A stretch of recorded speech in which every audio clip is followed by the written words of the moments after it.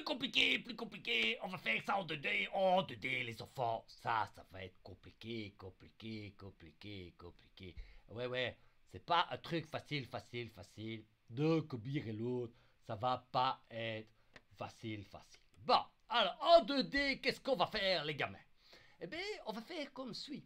On va définir un élément parent. Comme il est parent, on va le définir comme oméga 2, oméga chapeau, et on va lui mettre un petit chapeau. Donc voilà, je suis oméga chapeau, et oméga chapeau, tu le définis comme ça, pilou. Voilà, ça c'est oméga chapeau, c'est un triangle de référence, c'est le papa oméga avec un petit chapeau. Ok? Et il est défini avec 3 nœuds, le 1, le 2 et le 3.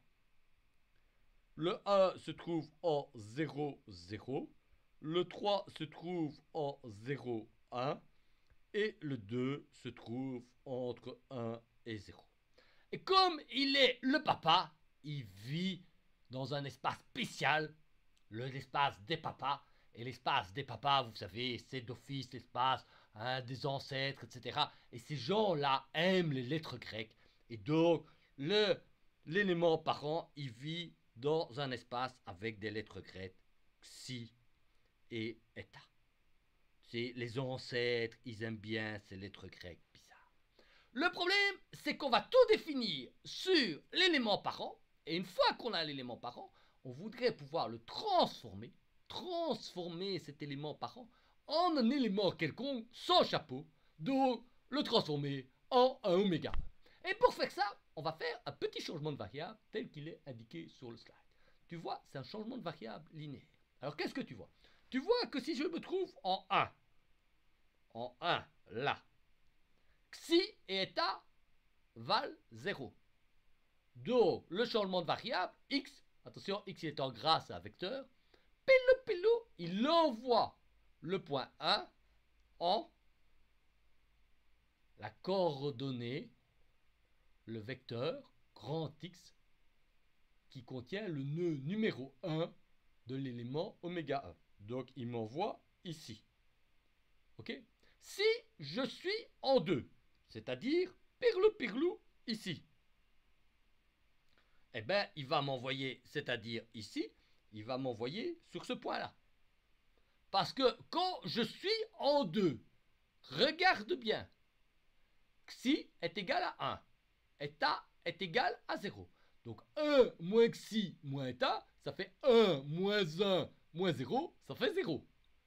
Xi, il vaut 1, donc tu as x2 de 1, et eta, il vaut 0, pilou.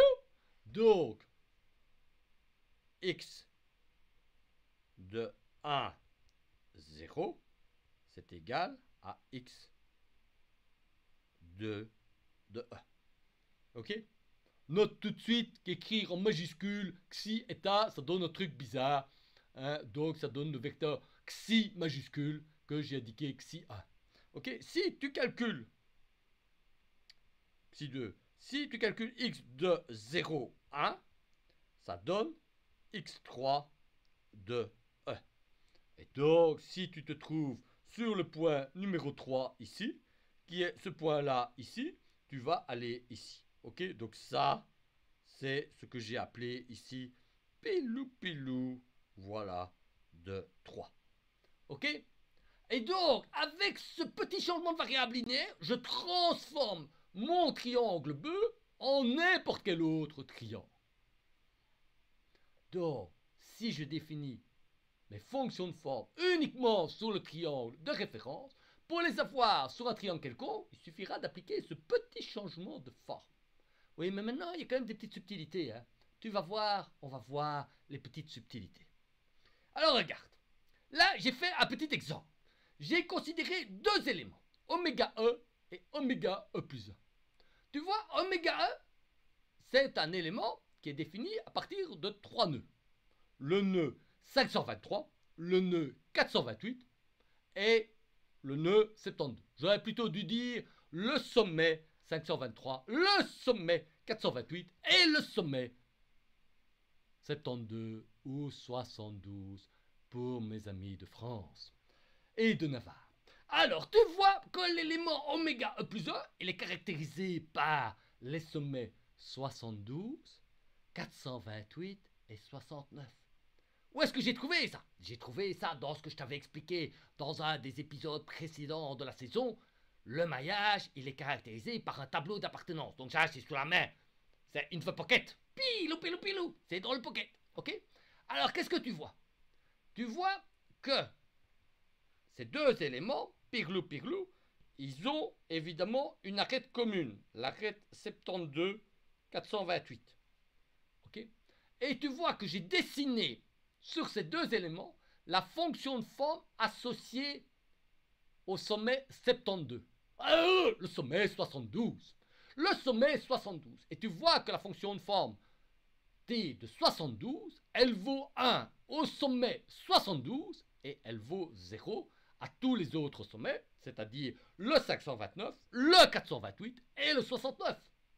Et donc tu vois que la fonction de forme globale taux 72, elle est considérée, c'est une fonction qui est fonction composée de deux facettes qui sont des plans distincts, la facette rouge sur l'élément oméga E et la facette verte sur l'élément pilou pilou pilou oméga E plus 1. Alors regarde bien comment on va faire.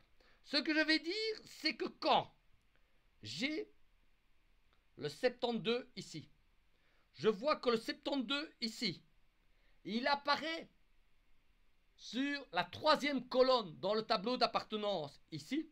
Et ça veut dire que je vais chercher la fonction de forme locale sur l'élément. Parce que chaque élément a une numérotation locale. C'est les numéros 1, 2, 3. Elle correspond au numéro phi 3 de E. La fonction de forme locale définie sur le triangle. Et ce 3, comment est-ce que je vais obtenir cette fonction de forme là, la phi 3 de E?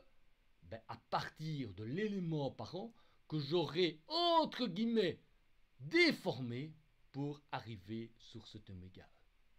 Et donc, si j'ai la fonction de forme sur l'élément parent, je la transforme pour l'obtenir sur oméga E.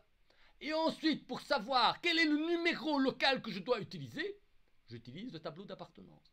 Tu notes que sur oméga E plus 1, maintenant, le 72, il apparaît pour la première colonne. Et c'est pour ça qu'ici, j'écris phi 1 de E. Alors, il reste la dernière chose. Comment est-ce que je trouve les fonctions de forme sur le triangle parent? Alors, regarde bien. Là, j'ai mon triangle parent. Je dois avoir phi 1 de xi eta. Donc, phi 1 de xi eta. Phi 1 de xi eta, elle doit valoir, alors on est bien d'accord, elle doit valoir 1 ici et 0 là et là. Ok? Donc, qu'est-ce qui se passe? Tu vois que quand je pars du nœud 1 vers le nœud 2, qu'est-ce que fait la fonction phi? Elle descend. Pilou, pilou, pilou, pilou. Quand je pars du nœud 1 et que je vais vers le 3, c'est-à-dire que les états montent, que fait la fonction phi 1? Elle descend. Donc, sans autre forme de procès, je peux écrire que ça vaut 1 moins xi moins état. Tu vérifies, quand je suis en 0, 0, ça vaut 1. Quand je suis en 1, 0, ça vaut 0.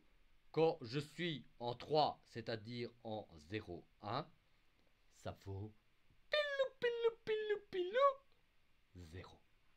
Tu dois calculer phi 2 de xi eta. Celle-là, alors tu peux aussi écrire les trois relations imposées et obtenir le système. Celle-là, elle vaut quoi? fondamentalement, ici, c'est égal à 1. Là, c'est égal à 0. Et qu'est-ce que tu vois? Quand tu te balades le long de l'axe xi, hein, ben, ça grandit. Quand tu te balades le long de l'axe de eta, ça reste à 0. Et donc, tu peux écrire très facilement que cette fonction, ce n'est rien d'autre que xi. Et quand tu écris phi 3 de xi de eta, tu obtiens que ça vaut eta. Eh oui, piece of cake. C'est la même chose. J'ai fait le même raisonnement ici. Celui-là, ça vaut un 1. Là, ça vaut 0. Ça vaut 0 sur ces deux nœuds-là. Là, sur ces deux nœuds-là, ça vaut 0. Alors, tu vas repérer une propriété essentielle des fonctions de forme. C'est que quand tu additionnes phi 1, phi 2, phi 3, ça doit valoir 1. Et regarde, si je fais phi 1 plus phi 2 plus phi 3, c'est égal à 1. Et c'est logique. Si tu avais trois valeurs nodales qui valaient la même constante alpha, ben, ce que tu veux, c'est que tu puisses représenter exactement cette fonction constante. Et pour pouvoir représenter exactement cette fonction constante, tu as envie qu'à tout point, en tout point de mon triangle, la somme des fonctions de forme vale 1. Pilo, pilo. Et donc, tu as une propriété essentielle des fonctions formes, c'est que la somme de i allant de 1 à 3 ici, de phi i de xi eta, va être toujours égale à 1. Bon, ça, c'est des fonctions de forme linéaires, mais on pourrait faire des fonctions de forme quadratiques, c'est-à-dire représenter ça sur un triangle en prenant des valeurs en plusieurs nœuds avec des fonctions de forme quadratiques. Alors comment on fait ça? Pilou, comment tu fais ça? Oh, ça c'est compliqué. Alors regarde bien comment on fait ça. Ben, on fait le triangle et on va choisir un certain nombre de valeurs, d'endroits où on spécifie la valeur. Alors la manière dont on fait ça est la suivante. C'est on rajoute quelques petits degrés de liberté. Hein, on rajoute quelques petits degrés de liberté. Alors l'idée de base, c'est on rajoute un degré supplémentaire ici, là. On rajoute un degré supplémentaire ici. Et on rajoute un degré supplémentaire ici. Et on veut par exemple calculer la fonction de forme associée à phi 2 de xi eta. Donc c'est la fonction de forme telle que elle vale 1 en 2 et 0 partout. Alors ça, tu vas te dire, oh là là, ça, il y a 6 contraintes. Il faut imposer les valeurs en 6 nœuds différents. Ça va être compliqué. Et puis un polynôme, ouais, ça va être un polynôme de degré 2. Ça va être chaud à faire. Eh bien, regarde, il y a un petit truc pour faire ça. Tu sais que tu veux que ça vaille 0 dans tous les nœuds, sauf le nœud 2. Eh bien, tu prends une droite ici, qui passe par les nœuds 4 et 5. Tu prends une droite qui passe par les nœuds comme ça. Et ça, tu dis que cette droite-là, elle est caractérisée par xi est égal à 0. Et cette droite-là, elle est caractérisée par le fait que 2xi moins 1 est égal à 0. Et tu vas faire simplement le produit de ces deux droites. Et si tu fais le produit de ces deux droites, ben, automatiquement, phi 2 va s'annuler partout. Alors maintenant, il suffit de vérifier si elle vaut bien 1 en 2. Et bien, en 2, c'est 1, 0. Et bien, qu'est-ce que tu vas obtenir? Phi 2 de 1, 0, c'est égal à 1 2 moins 1. Et ça, c'est bien égal à 1. Bon, par exemple, là, c'est un peu tombé par hasard. Parce que si j'avais écrit ma droite ici, pas sous cette forme-là, mais j'avais écrit que si moins 1 demi est égal à 0, ben, j'aurais dû faire une petite rectification, mettre une petite constante ici pour que ça marche bien. Donc ici, il y a une petite constante qu'il faudrait mettre pour que ça marche bien. Ok? Bon, plus compliqué, plus compliqué, plus compliqué, plus compliqué.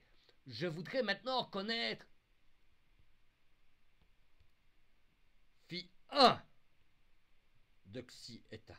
Alors, le principe de base, c'est que tu dois trouver deux droites telles que les deux droites passent par tous les points autres que 1. Alors tu vas me dire, on va prendre la droite là qui passe par 2, 3. Puis on va prendre la droite qui passe par 6, 5. Mais ça marche pas, parce que j'ai pas les nœuds. Il faut choisir deux droites intelligemment. Alors les deux droites intelligentes, c'est celle-là. Regarde, c'est celle-ci. Et c'est celle-là. Pilou, pilou, pilou, pilou, pilou, pilou, pilou, pilou. Et ces deux droites, elles sont caractérisées. Celle-ci, c'est la droite 1 moins xi moins état est égal à 2. Et celle-là, c'est la droite 1 moins 2 xi moins 2 état est égal à 0.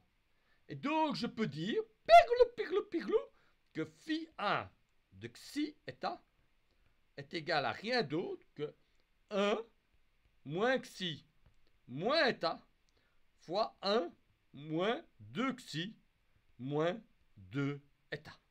Et tu vérifies quand 0, 0, ça vaut bien 1. Waouh! T'as vu, c'est piece of cake. Sans résoudre une équation de 6 systèmes par... Attention, deux droites. Only deux droites. Si t'as pas deux droites, ça marche pas. Alors tu veux dire, oui, est-ce qu'on peut développer ça pour vérifier si c'est juste? Alors tu vérifies ça. Si c'est juste, ben, on va faire le produit. Regarde, je vais faire ça calmement avec toi. Si je fais ça, j'écris que ça c'est 1 moins xi moins état. Puis je multiplie le 1 moins xi moins état par moins 2 xi. Donc ça va me faire moins 2 xi. Alors, moins xi et moins 2 xi, ça fait plus 2 xi carré. Et puis, moins xi fois ça va faire plus 2 xi état. Puis, je multiplie le premier terme, 1 moins xi moins état, par moins 2 état. Ben ça va faire, oulala, moins 2 état. Ok? Puis, tu vas avoir état xi, ça va faire plus 2 xi état. Et puis tu vas avoir état met état, ça va faire plus 2 état carré. Et donc tu trouves in fine, regarde bien, que cette expression-là, on se concentre les enfants, hein, que ce truc-là, pilou, pilou, pilou, que tout ce truc-là, c'est égal, alors à 1 moins 3 xi plus état, plus pilou, pilou, pilou, pilou, x carré plus état carré plus, plus 2 xi plus état, fermez la parenthèse, au carré. D'accord? Xi carré, 2 xi carré plus 2 état carré plus 4 xi état, c'est bien 2 xi. Et je vais vérifier, attention, en temps réel, les enfants, on va voir, est-ce que, comme ça, j'ai obtenu la même solution que ce qu'il y a dans les notes de cours? Piglou, piglou. Alors, on reprend ma petite expression ici, on copie ça, et on va tout de suite voir si j'ai la bonne solution collée. Et regarde, c'est bien ça, hein? J'ai bien trouvé les fonctions quadratiques continues sur le triangle parent. Alors pourquoi on dit que c'est continu? C'est parce que si j'ai deux triangles semblables, deux triangles voisins, et que je reprends ces fonctions de forme de référence, comme la parabole définie sur un segment va être la même, des deux côtés, les fonctions seront continues. Si, avec la représentation linéaire, on dit qu'on a des fonctions linéaires continues. On parle de fonction P1, C0. Pour les fonctions quadratiques continues, on parle de fonction P2, C0. C'est des fonctions quadratique sur chaque élément et le raccord entre élément à élément est continu. Attention, ça ne va pas de soi. Regardez, j'ai mis un exemple ici de fonction P1, C-1. C'est des fonctions sur lesquelles on met les degrés de liberté au sommet du triangle. Et on a trois fonctions de forme. Mais quand on compare les valeurs à droite et à gauche d'une arête commune, elles ne seront pas continues. Et là, on a des fonctions linéaires discontinues. On dit, c'est pas beau ça. Eh bien, vous allez voir que parfois, dans certains cas, c'est utile. Donc, on a maintenant la possibilité de créer plein de fonctions de forme sur le triangle. Et vous remarquez que le triangle soit optimal pour obtenir ce qu'on appelle des approximations polynomiales complètes. Regarde bien, si je veux pouvoir représenter un polynôme quelconque, ben, un polynôme de degré 1 en 2D, il est caractérisé par un coefficient constant 1, xi eta. Si je veux un polynôme quelconque de degré 2, il est caractérisé par 1, 2, 3, 4, 5, 6 termes. Et vous voyez tout de suite que sur mon triangle parent, j'ai défini très aisément 6 nœuds pour représenter exactement un polynôme de degré 2 quelconque. Et alors vous allez me dire, mais tout va bien. Et pourtant, on va faire un petit mot sur les éléments quadrilatères. Ça sera l'objet du prochain podcast.